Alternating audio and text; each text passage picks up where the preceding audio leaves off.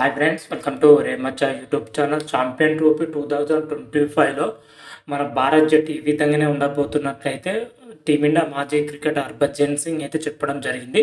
ఈ జట్టులో చూసుకుంటే ముఖ్యంగా రవీంద్ర జడేజాకు, కేఎల్ రాహుల్కి అయితే భారీ షాక్ అయితే తగిలింది. అదేవిధంగా వికెట్ కీపర్ పొజిషన్లో ఎవరు తీసుకోబోతున్నారో అయితే క్లియర్ కట్గా అయితే హర్భజన్ అయితే చెప్పడం జరిగింది. వీటన్నిటి గురించి పూర్తి డీటెయిల్ తెలుసుకునే ముందు మా ఛానల్ అయితే సబ్స్క్రైబ్ చేసుకోండి. పక్కన ఉన్న బెల్ ఐకాన్ మాత్రమైతే క్లిక్ చేసి పెట్టుకోండి. ఫర్దర్గా మీ వీడియోలో అప్లోడ్ చేసినప్పుడు మీకు నోటిఫికేషన్ వస్తుంది. ఛాంపియన్ ట్రోఫీ 2025 వచ్చేసరికి ఫిబ్రవరి 19 నుంచి మార్చి 9 వరకు అయితే జరగబోతుంది. ఇందులో 8 జట్లు అయితే పాల్గొనబోతున్నాం. గ్రూప్ ఏ అండ్ గ్రూప్ 4 జట్లు అయితే డివైడ్ చేయడం జరిగింది. ఇప్పటికే ఛాంపియన్ ట్రోఫీలో పాల్గొనబోయే జట్లు వచ్చేసరికి వాళ్ళ జట్లను అయితే స్క్వాడ్ని అయితే ప్రకటించడం జరిగింది. ఒకే ఒక జట్టు మాత్రమైతే ప్రకటించలేదు. బీసీఐ మాత్రమైతే జనవరి 19 లోపు మన భారత జట్టు అయితే ప్రకటిస్తామని అయితే ఐసీసీకి అయితే ఇప్పటికే చెప్పడం జరిగింది. అందరూ కూడా జనవరి 12వ తారీఖే ఐసీసీ అయితే డెడ్ లైన్ పెట్టడం జరిగింది స్క్వాడ్ ప్రకటించడంలో. కాకపోతే బీసీఐ ఐసీసీని కోరడంతోనైతే డేట్ మాత్రమైతే డేస్ అయితే ఎక్స్టెండ్ చేయడం జరిగింది. అయితే ఫిబ్రవరి 19న ఛాంపియన్ ట్రోఫీ తరఫున మన టీమిండియా ప్లేయర్స్ ఎలా ఉంటారు, ఏ విధంగా చాలా ఇంట్రెస్టింగ్ కరంగా అయితే మారింది. ఇప్పటికే చాలా మంది మాజీ క్రికెటర్లు తమ యొక్క స్క్వాడ్ని అయితే ప్రకటించడం జరిగింది. సునీల్ గవాస్కర్ కానీ, జహీర్ ఖాన్ కానీ.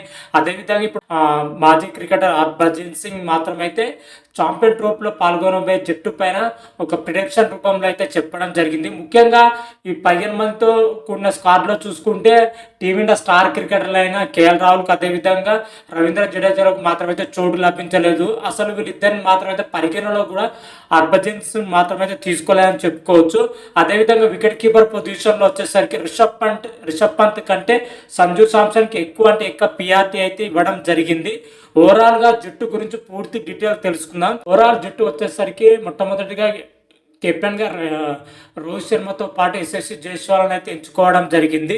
ఆ తర్వాత విరాట్ కోహ్లీ థర్డ్ పొజిషన్లో, శ్రేయస్ అయ్యర్ 4th పొజిషన్లో అయితే తీసుకోవడం జరిగింది. ఇక్కడ ఇంట్రెస్టింగ్ కరమైన పాయింట్ ఏంటంటే 5th పొజిషన్లో వచ్చేసరికి తిలక్ వర్మని అయితే మన హర్భజన్ సింగ్ అయితే తీసుకోవడం జరిగింది. అందుకే కేఎల్ రాహుల్ని పక్కన పెట్టడం జరిగింది. తిలక్ వర్మ రీసెంట్గా సౌత్ ఆఫ్రికాతో జరిగిన T20 సిరీస్లో మెరుగైన ప్రదర్శన అయితే కనబరచడం జరిగింది. అందుకే ఒడియా జట్టులో కూడా తన స్థాయి దగ్గర ప్రదర్శన చేయగల సత్తా ఉన్న ప్లేయర్ కాబట్టే 5th పొజిషన్లో తీసుకుంటున్నాను అయితే హర్భజన్ అయితే చెప్పడం జరిగింది.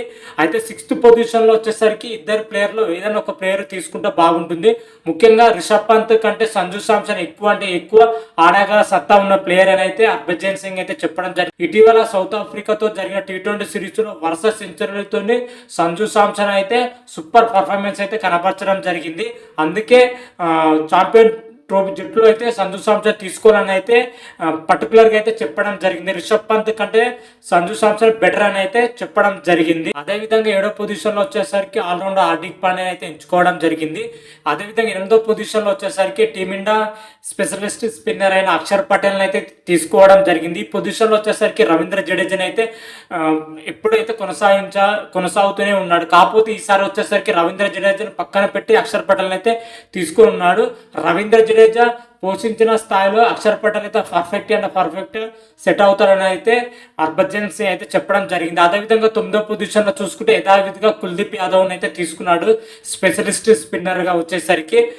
9వ పొజిషన్లో వచ్చేసరికి జస్ప్రీత్ బుమ్రాను, 10వ పొజిషన్లో వచ్చేసరికి మహమ్మద్ షమీని అయితే తీసుకోవడం జరిగింది. మహమ్మద్ షమీ ఆల్మోస్ట్ 1 year తర్వాత అయితే జట్టులోకి అయితే తీసుకున్నాడని చెప్పుకోవచ్చు మన హర్భజన్ సింగ్ మాత్రం అయితే. ఇటీవల మహమ్మద్ షమీ వచ్చేసరికి డొమెస్టిక్ క్రికెట్లో మంచి ప్రదర్శన అయితే కనబరుస్తున్నారు కాబట్టి జాతీయ జట్టులోకి అయితే ఎంపిక చేయడం జరిగిందని అయితే హర్భజన్ సింగ్ అయితే చెప్పడం జరిగింది.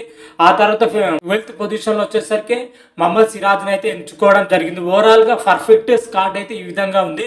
వీరితో పాటు మరో 3 ప్లేయర్ని అయితే ఎంచుకోవడం జరిగింది. ఓవరాల్గా స్క్వాడ్లో చూసుకుంటే నితీష్ కుమార్ రెడ్డి వచ్చేసరికి మన ఆల్రౌండర్ హార్దిక్ పాండ్యా, బ్యాకప్గా నితీష్ కుమార్ రెడ్డిని అయితే ఎంచుకోవడం జరిగింది. ఒకవేళ హార్దిక్ పాండ్యాకి ఇంజురీ కానీ ఏదైనా జరిగితే మన నితీష్ కుమార్ రెడ్డి అయితే ఆ ప్లేస్ని అయితే భర్తీ చేస్తాడని అయితే పర్ఫెక్ట్గా చెప్పడం జరిగింది. అదేవిధంగా శుభ్మన్ గిల్ కూడా తీసుకోవడం జరిగింది. బ్యాకప్ ఓపెనర్గా అయితే శుభ్మన్ గిల్ అయితే ఎంచుకోవడం జరిగింది.